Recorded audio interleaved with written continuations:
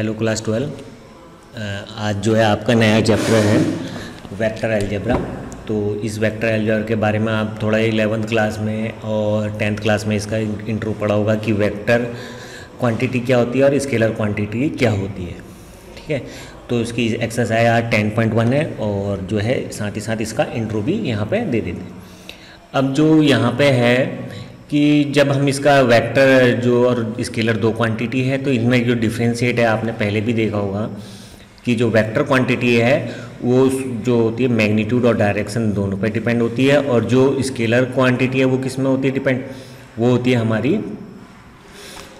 जो है खाली मैग्नीट्यूड और उसमें डायरेक्शन का कोई वो हमें पता नहीं चलता है।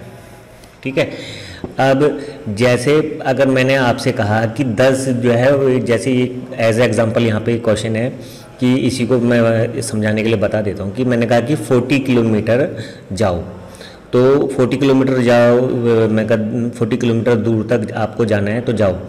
ठीक है, ये टारगेट आपको दे देगा कि 40 किलोमीटर दूर जाके आप मुझे कॉल करोगे, लेकिन आपका क्वेश्चन पहले क्या होगा कि यही तो होगा कि हाँ कि 40 किलोमीटर पर कहाँ को जाना है। ठीक है, आपको ये काशीपुर को जाना है या रामनगर की तरफ को जाना है, कौन सा डायरेक्शन में जाना है। तो जो ये जो मेरा जो स्टेटमेंट था वो क्या था, वो किसको रिप्रेजेंट कर रहा है, स्केलर क्वांटिटी को, है ना। अगर मैं कह दूं इसी में मैं कह दूं अगर 40 किलोमीटर अगर आप काशीपुर की तरफ जाओ और वहाँ से कॉल करो तो वो जो आपको वहाँ पे क्लियर इंडिकेशन है विद डायरेक्शन, एक प्रकार से आपको पता चल रहा है कि जाना कहाँ है।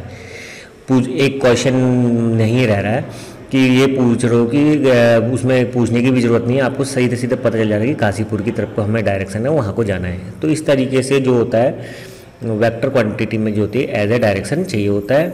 जैसे मास हुआ है ना, मास जो हुआ स्केलर क्वांटिटी हुई है ना, लेकिन जब हम देखते हैं वेट, ठीक है, तो वेट में क्या होता है कि वेट जब हम कहते हैं कि इतने न्यूटन वेट है, तो अब वो जो वेट है तो वेट का तुमको वेट में तो डायरेक्शन का पता नहीं है, लेकिन जो होता है हमेशा ऑलवेज अगर आप देखोगे तो वेट कहाँ को काम करता है, आप ऑलवेज डाउनवर्ड डायरेक्शन में।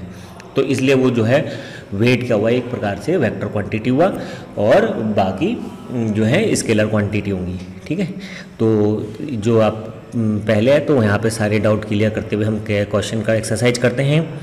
Question number 1, represent graphically a displacement of 40 kilometre 30 degree east of north. East of north है तो थोड़ा जो होता है मैथ्स होती है, मैथ्स में जो होता है ऑफ ईज एम आर इनके कहीं ना कहीं मीनिंग जाता है, थोड़ा सा इन चीज़ों को आपने समझना है। तो कह रहा है कि 40 किलोमीटर जाना है 30 डिग्री ईस्ट, 30 डिग्री ईस्ट की तरफ में, कहाँ से, ऑफ नॉर्थ। तो यानी कि ऑफ नॉर्थ मतलब नॉर्थ की तरफ से आप 30 डिग्री का एंगल बनाते हुए वहाँ को 40 किलोमीटर जाओगे।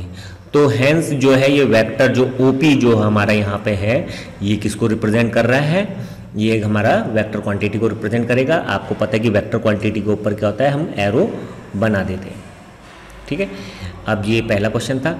अब second question, classify the following measures as scalar and vector.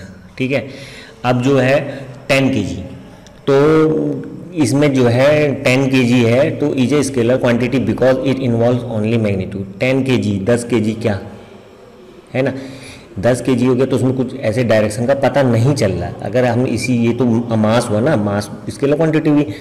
तो जब हम बात करते हैं वेट की, तो वेट में क्या होगा, जो वेट है वेट की डायरेक्शन डाउनवर्ड होती है, तो उसमें वो क्या था, वो एज ए वेक्टर क्वांटिटी वहाँ पे वेट को हम ले लेंगे।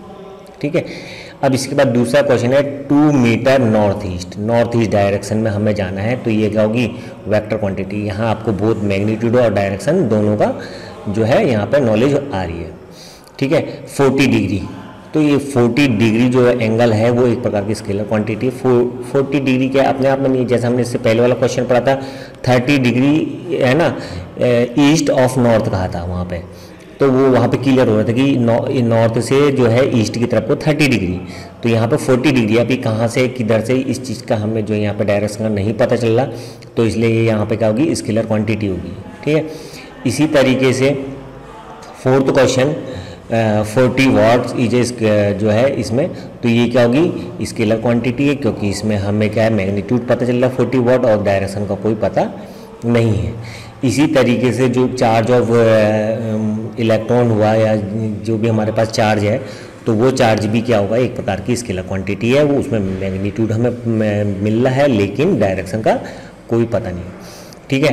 20 मीटर पर सेकंड स्क्वायर है ना, तो ये जो है 20 जो है हमारे पास एक्सेलरेशन है। एक्सेलरेशन क्या है, एक वेक्टर क्वांटिटी है ना।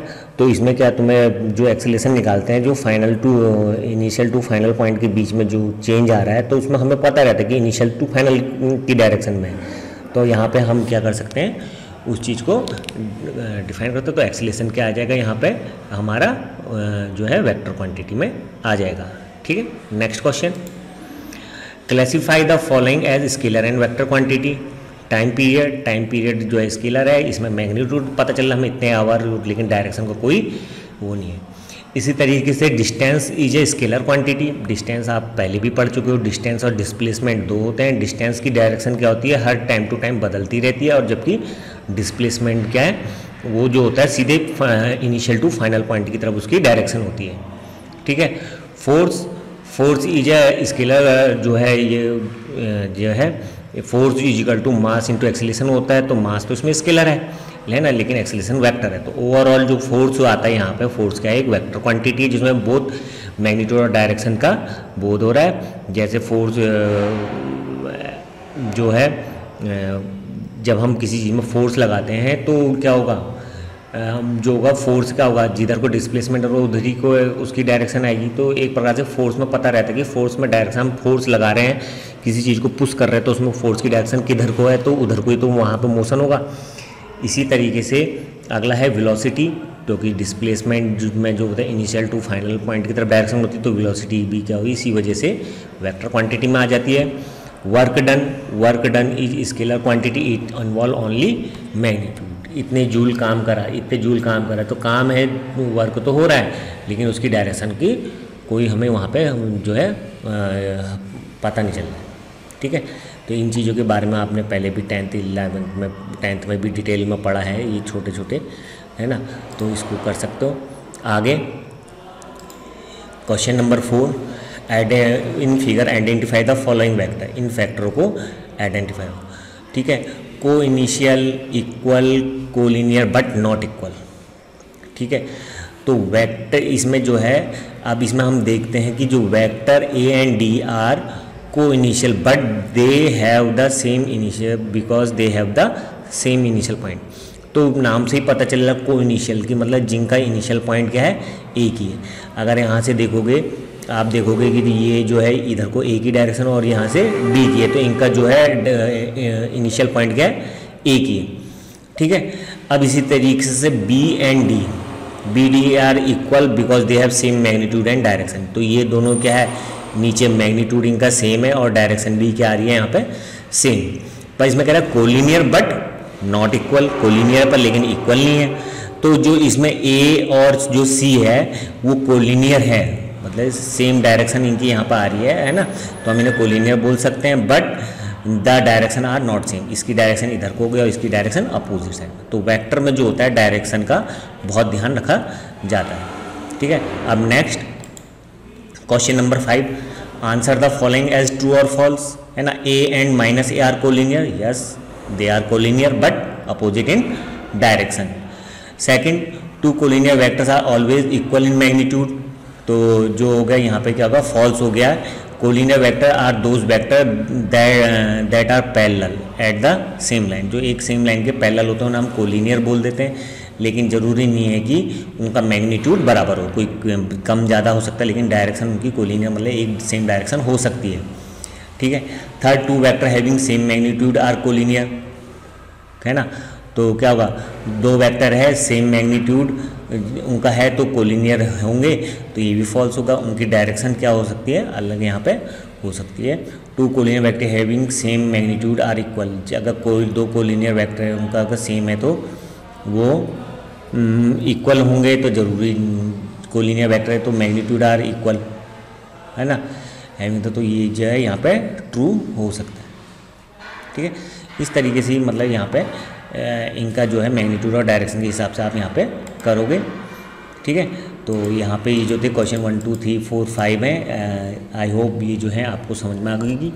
तो थोड़ा सा वेक्टर है तो आगे जो है चैप्टर उसको थोड़ा डिटेल में समझाऊंगा। तो जो है वेक्टर और स्केलर जो है क्वांटिटी किसे कहते हैं, तो थोड़ा जो अपनी प्रीवियस नॉलेज है उसको थोड़ा सा और इम्प्रूव करें। तो नेक्स्ट कैट चैप्टर में क्या होगा, हम वेक्टर अलजेब्रा चालू करेंगे और ये काफ़ी जो है आपका आगे की क्लास में भी जो है बहुत काम आएगा आगे, अगर आप कहीं और कुछ कोर्स करते हैं। तो आई होप आपको समझ में आ गया होगा। तो देखने के लिए थैंक यू।